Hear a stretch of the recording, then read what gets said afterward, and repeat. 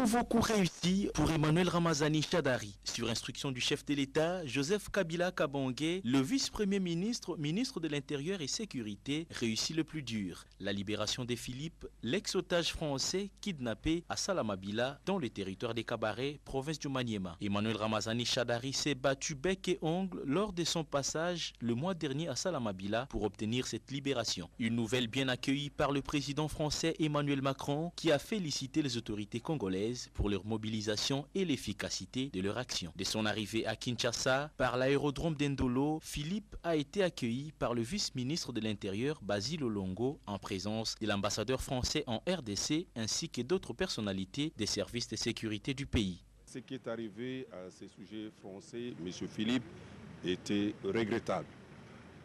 La situation est arrivée dans la province du Maniema, où ces preneurs d'otages s'en prenaient à la société Bandro, et pour arriver au bout de ce qu'ils réclamaient, ils ont pris en otage, ce n'est pas seulement les sujets français, mais ils ont pris également des Congolais en otage.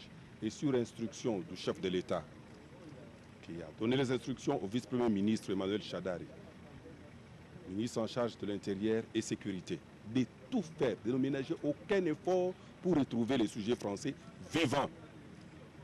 J'insiste, vivants. C'était la première recommandation. Vous savez ce qui se passe à travers le monde avec Boko Haram. Certains otages, on les retrouve vivants, les autres morts. Mais ici, la première recommandation était de retrouver M. Philippe et tous les autres Congolais vivants. Retenez par ailleurs que le Français Philippe et 4 autres personnes, tous employés de la compagnie minière Banro, qui ont été kidnappés avec à leur côté 3 Congolais et un Tanzanien, sont tous désormais en liberté.